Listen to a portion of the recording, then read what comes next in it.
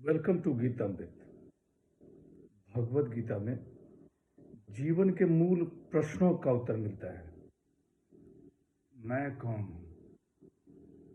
आत्मा क्या है? आत्मा का स्वरूप कैसा है? गीतामृत में इन्हीं विषयों का वर्णन सरल शब्दों में। Gita is eternal science and researching Gita we get amrit. पिछले सेशन में चर्चा की थी अध्याय 5 श्लोक 13 एवं 14। आज के चर्चा का विषय है अध्याय 5 श्लोक 15 एवं 16। अध्याय 5 कर्म संन्यास योग, द योग ऑफ ट्रू रिनंसिएशन। श्लोक 15। ना दत्ते कस्याचित् पापम न चैव सुकृतं विभु अज्ञानेनावृतं ज्ञानं तेन मुह्यन्ति जन्तवः।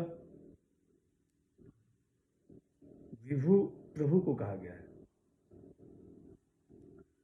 परमात्मा न किसी के पाप कर्म को और न पुण्य कर्म को ही ग्रहण करते हैं, किंतु अज्ञान से ज्ञान ढका हुआ है, इसलिए सब जीव मोहित होते हैं। The Lord does not take on the sin or the merit of any.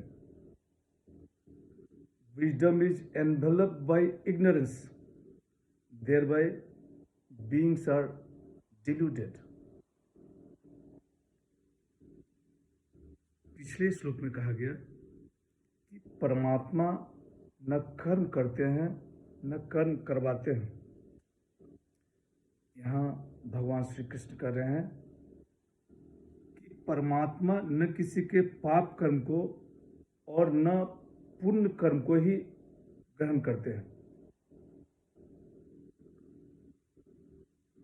जो कर्म करता है, कर्म के फल का भागी भी वही। लोग कहते हैं कि परमात्मा किसी पर तो खुशियों का बौछार कर देते हैं और किसी पर दुख का पहाड़।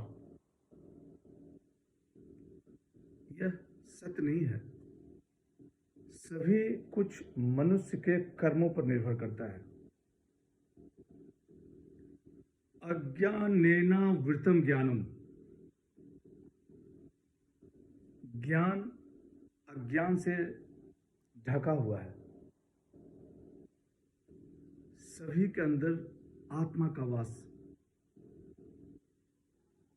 जो आत्मा और शरीर को अलग अलग जानता है वही ज्ञानी है। सभी मनुष्य की पहचान आत्मा से न कि शरीर से, लेकिन अज्ञानतावश मनुष्य अपनी पहचान शरीर से कर लेता है और शरीर के द्वारा किए गए कर्म उसके फल की कामना करता है। पाप पुण्य, लाभ हानि, सुख दुख, इनसे मोहित होकर जीवन मृत्यु के चक्र में फंसा रहता है। जब मनुष्य को अपने स्वरूप की पहचान हो जाती है, जब वह यह जान लेता है कि उसके अंदर आत्मा का वास है, तो अज्ञानता का नाश हो जाता है। When the man realizes his real nature,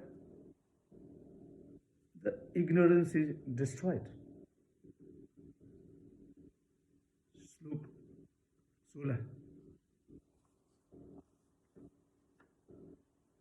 ज्ञानेन तु तद ज्ञानम येषां नासितमात्मनः तेषामादित्यवज्ञानम प्रकाशयति तत्परम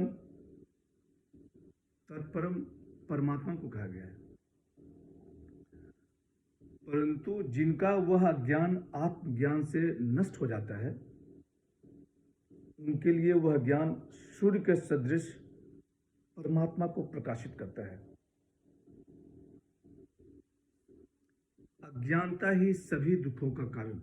भगवान श्री कृष्ण कहते हैं कि जिनका वह ज्ञान आत्मज्ञान से नष्ट हो जाता है, उनके लिए वह ज्ञान सूर्य के समान परमात्मा को प्रकाशित करता है।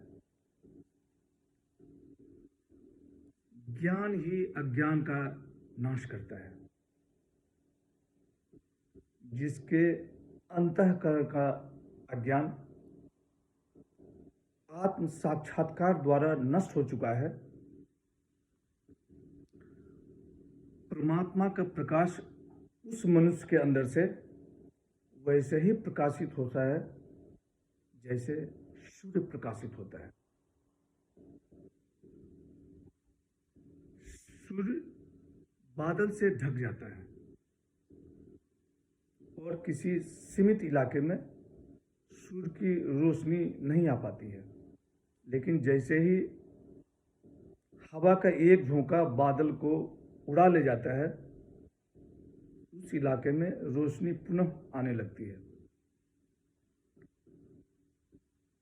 आत्मा के ऊपर अज्ञानता का एक परत, उस अज्ञानता के नाश होते ही आत्म साक्षात्कार होता है।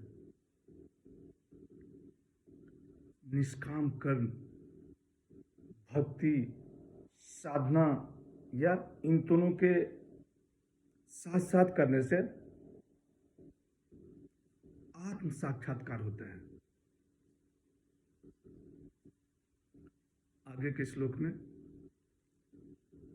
आत्म साक्षात्कार की स्थिति की प्राप्ति का साधन बताया गया है। आज की चर्चा यहीं समाप्त करते हैं।